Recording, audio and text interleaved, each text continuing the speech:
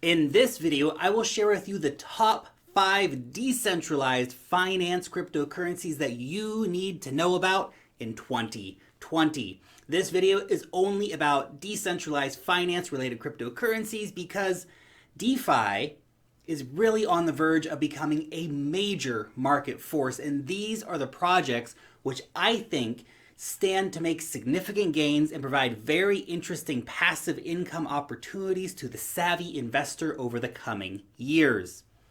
As always, DYOR. This video is not intended to replace your own research into whatever you think may or may not have value that I may mention in this video. Furthermore, no portion of this video is sponsored. These are just my opinions about what I think has value and has the chance to do well in the markets over the coming years. As always, when entering a new position, please do ensure that you actually have some kind of a plan in place for your investment to help not only protect against outsized losses, but also to capture gains via an exit strategy. Investing in crypto, especially some lower market cap altcoins, carries a substantial amount of risk. And yes, I do own some of the coins I will be discussing in this video. So, without any further ramblings, let's get into number 1. And it is Synthetix. Synthetix is a decentralized synthetic asset platform, meaning that Synthetix can provide on-chain exposure to real-world currencies, commodities, and stocks and indices via their synthetic on-chain token. All the synthetic assets that you can see traded on the Synthetix exchange are backed by the SNX token. So how it works is that you mint new synths when you buy and stake the SNX tokens. All synths on the network are currently backed by a 750% collateral ratio. You are incentivized to stake your SNX tokens in 2 different ways. The first incentive is that you, as a staker, receive exchange fees. So just stake your SNX, then sit back and you can claim those fees from the exchange. The second way that you benefit from staking Synthetix is from the inflationary policy. So from March 2019 to August 2023, the SNX supply will increase from 100 million to a little more than 260 million. Then, after August 2023, there will be a constant yearly inflation of 2.5%. Meaning that as a long-term play, it really pays to get in soon. Stake the coins and then chill for a few years, which I know is definitely risky for an altcoin play, but the lion's shares of the staking rewards are happening in the first few years. After that, the rewards from inflation anyway will significantly diminish. Hopefully the exchange fee rewards will have increased by that time. Now, all that being said, the staking rewards on Synthetix, they are currently crazy good. A whopping 59% annual return for staking your coins at this time, which is probably why more than 80% of all the Synthetix coins in existence are currently staked at this time, which is massive for the network. And we can even see really big firms getting into this. The venture capital firm Andreessen Horowitz, they bought up approximately $250,000 worth of Synthetix. Now these are also guys that are invested in Coinbase and Ripple and Ethereum, a couple other decentralized finance projects as well, but they put their money into Synthetix. I think that says a lot about the reputational power of Synthetix. As always, take note of where the big money is putting their money. Okay, next up we have Reserve. Now this is a project which really not many people are talking about, but is definitely a very cool project. Now this has been in development for many years, and the money behind Reserve is totally insane. You have Peter Thiel and Fambushi and the Digital Currency Group and Neo Global Capital and Coinbase. I mean, hey, can you say Coinbase listing? Because if Coinbase is invested, you know it's coming at some point. And a whole host of other big names have put their money into Reserve. So what is Reserve? Well, Reserve is a decentralized stablecoin with global ambitions. It's a two-tiered token model with the Reserve token, which is the stable coin, and then you have the Reserve rights token, which is the open market coin that can fluctuate in value. Well, of course, trying to keep that Reserve token as valued at $1. Now, the Reserve rights token, that's on the back end for, stability of the currency and all that fun kind of stuff. So again, there's that two-tier token model. A real note of difference here is that collateral tokens, they will be tokenized real world assets. We're talking about tokenized bonds, tokenized properties, tokenized commodities. That's some crazy stuff.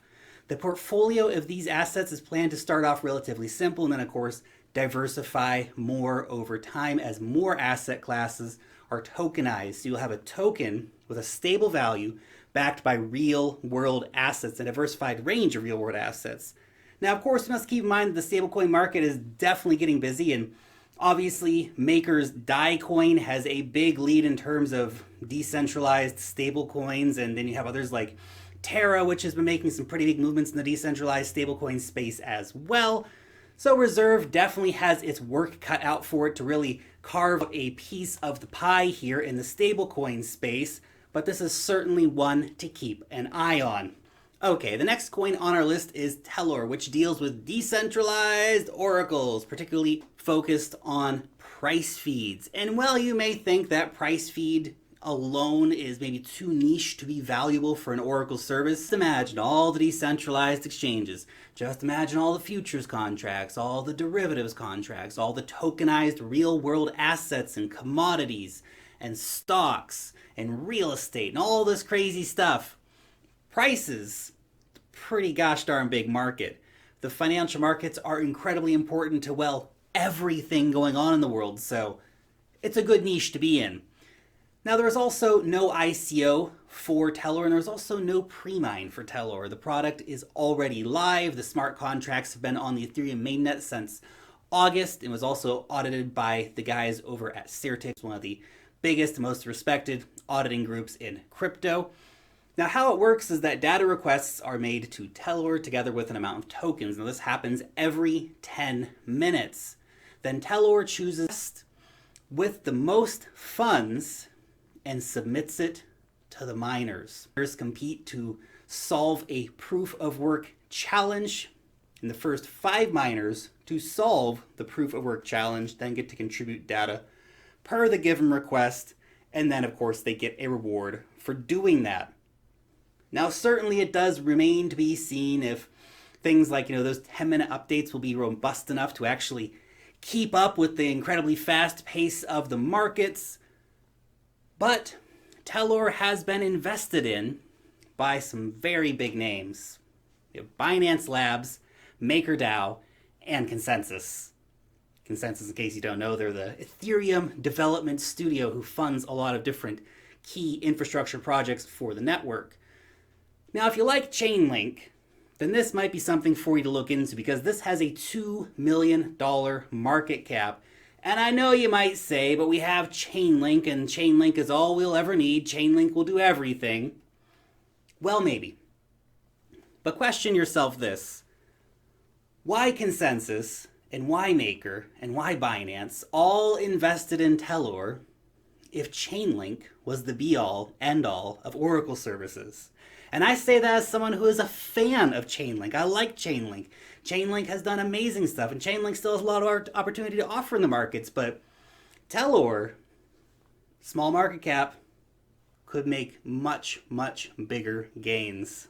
Okay, on to our next one. This one is Kava. Now, Kava is basically a multi-chain maker DAO. And this is another low cap gem to definitely keep an eye on. Kava is about to break open the world of multi-chain decentralized finance in a very, very serious way.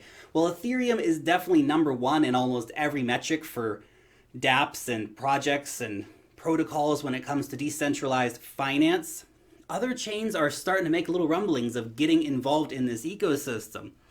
This is a cross-chain decentralized finance platform that offers to basically give collateralized loans with stablecoins on the other end to users of major crypto assets, including Bitcoin, XRP, Binance, Cosmos, and others.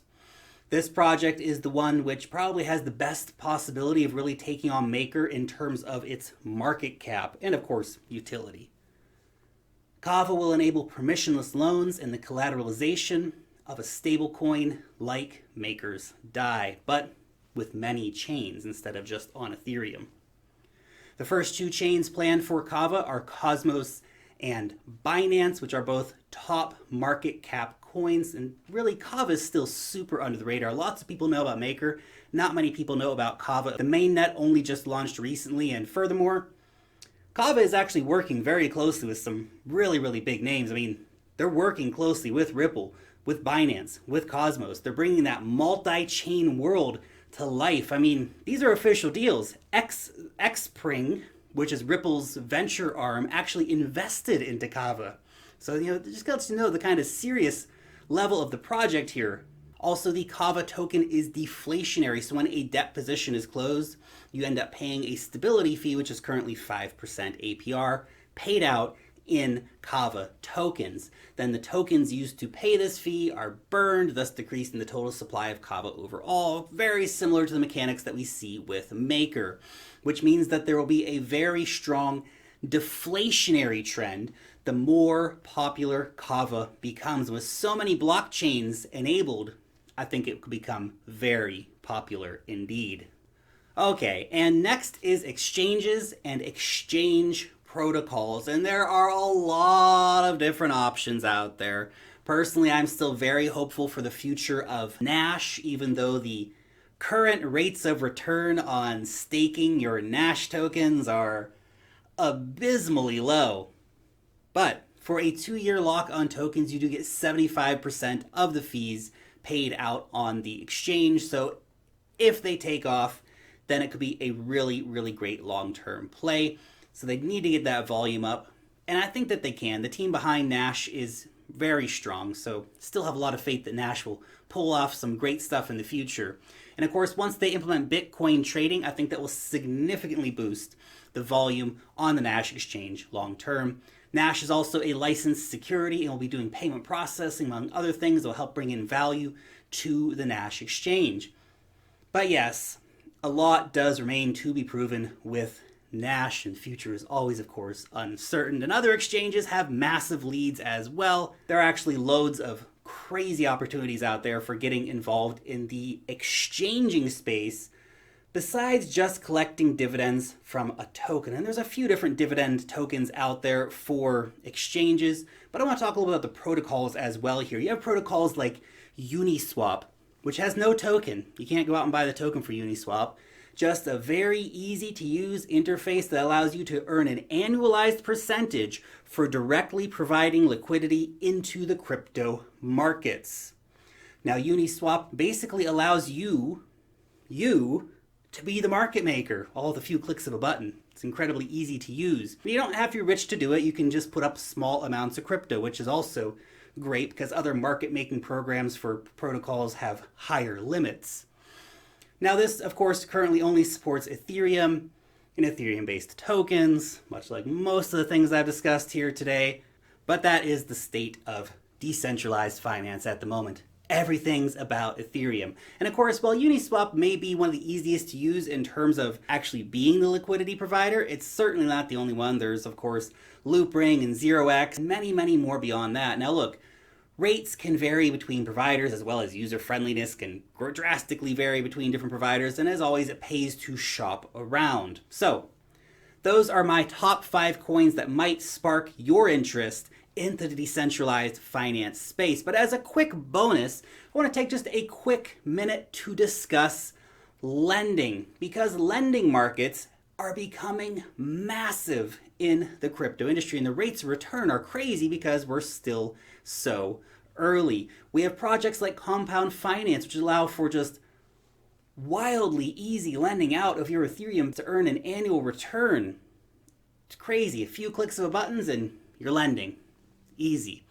Although the decentralized options tend to not offer rates as good as the semi-decentralized finance companies like BlockFi or cryptodotcom. These companies are able to consistently offer better rates of return for most assets when compared to the more decentralized versions like compound finance, and they also offer a wide range of assets, much more so than the decentralized marketplaces. Me personally, I have been lending out on BlockFi and on cryptodotcom, and I've really enjoyed both of the services and the experience I've had over there, but the key thing for me is the rates have simply been better. Now there's a trade-off, like always, but I like the rates and I like the services. Still though, the more decentralized options like compound finance can actually offer really, really good rates of return on tokens like DAI that the more centralized platforms cannot. So again, always shop around to find the best rates. There's lots of options out there. And look, these are just my picks. There are loads of other projects, there are loads of other protocols out there and other cryptos that allow you to participate in the decentralized finance crypto ecosystem by providing liquidity to markets for trading, by providing loans, by staking your coins, and a whole host of other different things. I'm going to leave a link down below to DeFi Prime and to DeFi Pulse, which both have excellent data and different statistics for the industry as a whole. Now this is shaping up to be a key trend in the crypto markets. Positioning yourself with a few key decentralized finance-related coins and strategically providing liquidity to some of these different protocols, I think can really make a big difference to your portfolio long term. Anyway, those are just my 2 Satoshis. You will let me know what you think about any of these things that I mentioned here. I mean, what do you think? Do you own any of these coins that I mentioned currently? Have you used any of these protocols like Uniswap, for example, or crypto.com? Did I miss something that you think people absolutely must know about? And of course, make sure to hit that thumbs up button to appease my masters over at YouTube. Subscribe to the channel if you are new around here. Long live the blockchain, and peace out till next time.